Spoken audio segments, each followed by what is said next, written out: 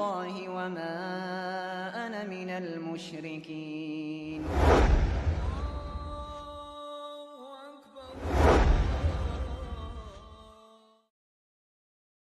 Töt etraf nurga to'ldi. Zafer bayrog'i Qumulning har tarafida lapildidi.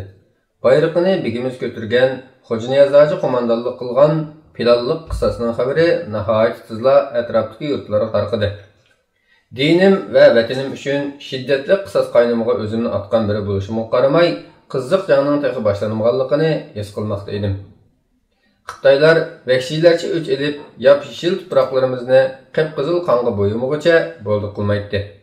Hayot va mavt haqida o'ylanishga boshladim. Bu dunyoda hech nima baqiy emas tursa, Allohning huzuriga ketishdan nima qo'rqamiz? Shehidlarning biror joyining jannat ekanligini bilib turib, o'lim maydoniga mardonlarcha ko'krak kirib, sho'ng'ib kirib ketishdan bizni nima to'sib qoladi? O'limalarimiz masjidlarda bizlarning insoniyat ichidan chiqarilgan eng yaxshi ummat ekanligimizni so'zlaydi. Holbuki bizga Xitoyning hukmron bo'lib olganiga, g'arb tarafdagi qarindoshlarimizning yurtini ruslarning ishg'ol qilganligiga qarab, o'zimizni bechora ummatdek his qilatdim. Xo'rliq ishida qolgan, putimizdagi razil kishilar qadamlarimizni ostilatgan, hurmatimiz va odimiyligimiz iymonsiz bir millat tarafidan dafsanda qilinayotgan, ornimiz ishidagi bir ummatga aylangan edik. Men keldim Mustafa. Indep geldin Çolpan. Sen mening hayotim, ruhimsan. Sening qilichingni o'ynatib, dushmanlarni yer ishlatgan qahramonligingni ko'rib, sen bilan ko'rishishga taqozo bo'ldim. Çolpan, yaxshi ko'rdig'anga boshqa birini deb ol. Mening izdegan kishim dal sen Mustafa. Zulmat bosgan dahshatli kecha osmonga qaradim.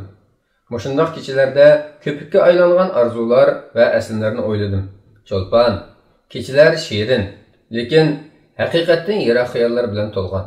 Bu kecha ko'ngil berishganlarning kechasidir. Yo'q, men bu kechada qonliq elishlardan boshqa bir narsa ko'rmadim. Menga yaqinlashdi. To'nglab ketgan qo'llarimni alqiniq olib turib, Keynimiz qarg'ana, rengarang xushbiroqlik gullar bilan to'lgan qasr gullik turibdi. deb pichirladi.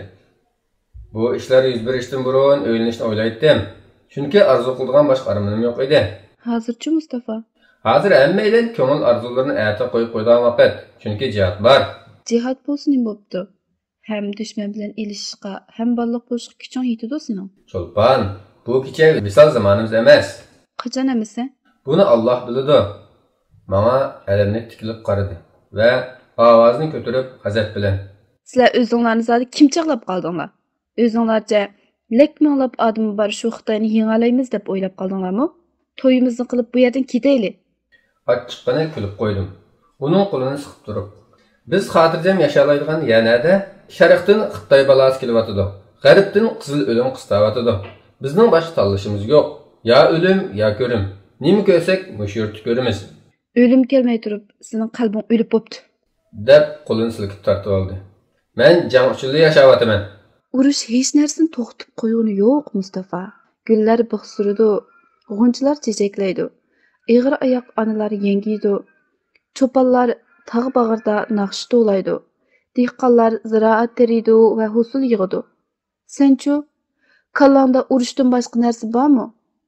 Bajoyiki tark dunyo bo'lib, xilvatda o'ziga butxona silib, ichiga bekinib olgan ahmoq royiblarga o'xshab qopsan. So'zlari ta'sirli edi. Samimiyat bulqining tamchilaridek illiqlik to'lgan hayotdek kishini eritdi. Peshonamdan ter oqayotganini his qildim. Demak, jiddiylashib, ching'i chiqib, nervlarim asta-asta bo'shayotdi. Ko'zlarim oy nurida go'zallik texim namoyon bo'lgan yop-yeshil tubliklarga tikilib qolgan edi. Namxo'sh, salqin havodan qanog'uchi nafas oldim. Seni so'yman Çolpan. Amisi visolimiz qachon? Ishqilib sen o'ylagandan tez bo'ladi. Atlarning kishnashlari, arablarning taraqlishi va boshqa ovozlar anglanishga boshladi. Bu yerda madirlayotgan ko'langilarni ko'rdim. Bildimki, kengash yig'ilishiga oz qolgan edi. Buningga ergishibla oldin olg'ili bo'lmaydigan shiddatli voqealarning yuz berishi muqarrar edi. Darhol bu yerdan ketgin Çolpan, dedim. Farishtalardek yengil qadamlari bilan qasrning yon eshig'idan chiqib, tun pardasi ichida g'oyib bo'ldi. Jismi ko'z oldimdan ketgan bo'lsa-mu, uning go'zal simasi, yeshil yoqutdek nurli ko'zlari, oq suzuk yuzi, hayot baxsh kulimsirashlari qalbimga cho'nqur o'rnab ketgan edi.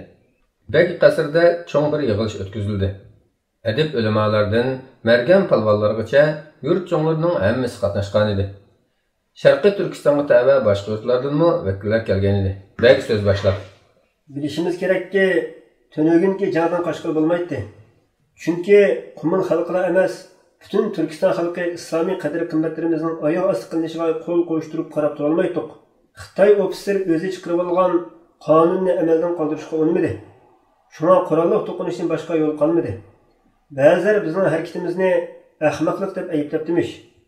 Ularcha biz ishning oqibatini, xavf-xatarni hisob olmay ish tutibdimizmish. Lekin shunda qilmagan bo'lsak, taslim bo'lsak bo'ladi shu.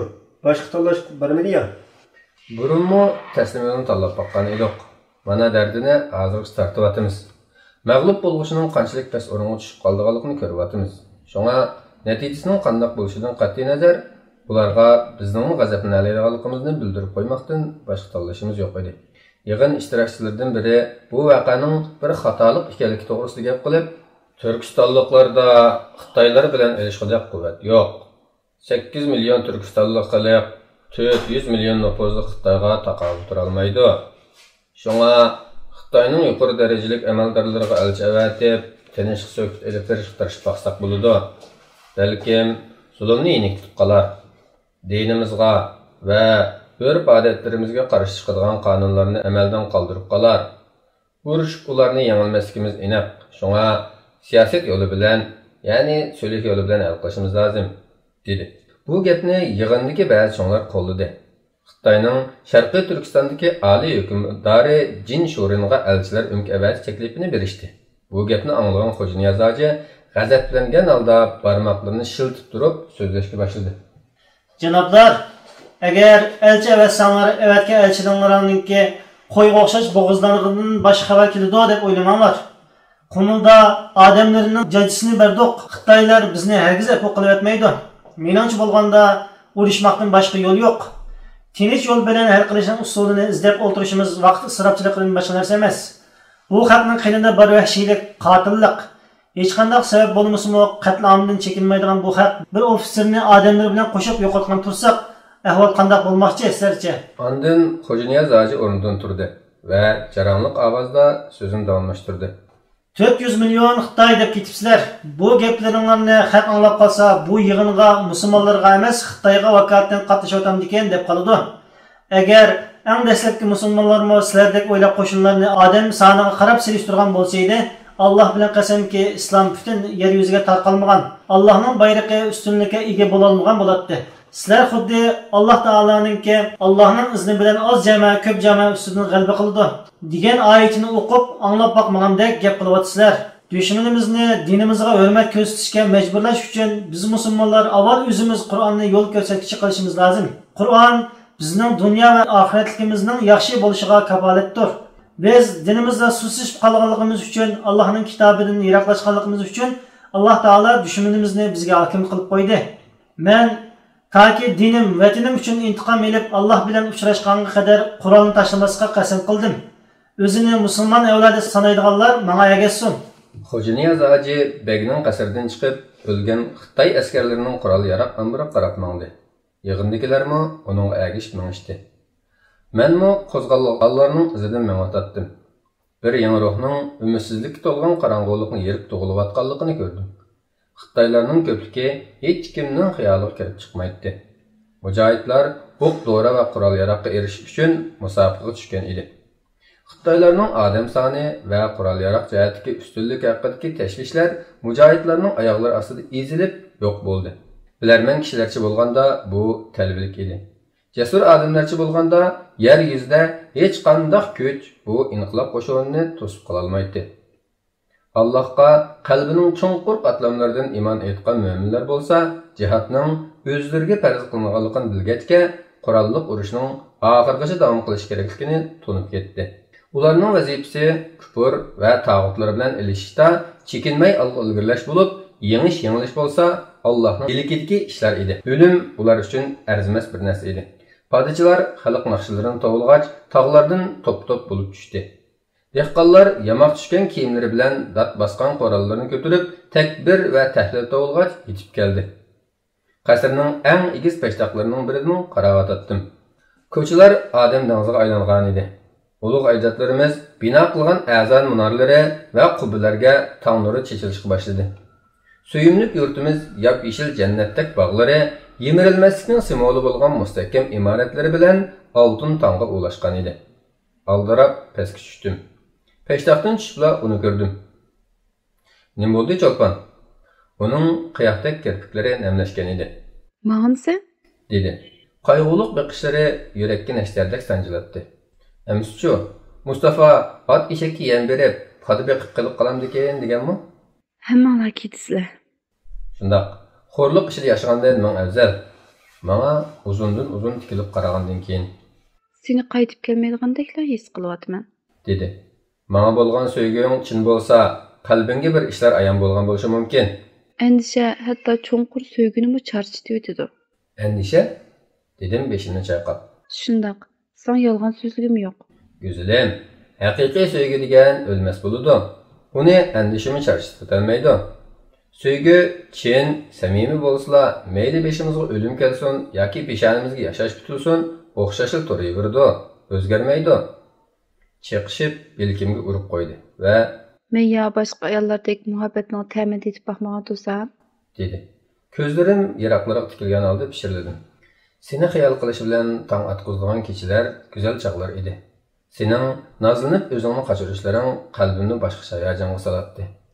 Ah, bir bilsam. Shu an yurakim shodlikdan tipirlaydi. Chunki jang maydoniga borganda mening sevgim bilan liq to'lgan bir qalbning borligini bilib turaman. Zulmatlik jang maydonlarini aydınlash uchun seni xayol qilishim yetarlik. Sening g'ururing va o'zimning arnumus uchun elishiman. Sharaf, arnumus Allah Taala bizga ato qilgan ne'matlardandir. Qaytib kelgan chog'imizda to'y qilamiz. Cho'lpon, Og'chayimning yana qaytqin. U mo yolg'iz qoldi aqchan. Erlarning hammasi yo'lga chiqdi. Mujohidlarning yo'lga chiqishi bek ahamiyatli bir voqea. Sizlar ko'z yosh qilib o'tirishmay, usul o'ynab, naqsha aytib tantan qilsanglar bo'ladi. İmanı üçün qılınğan jang erlarni tavlab haqiqiy erkakka aylantirdi.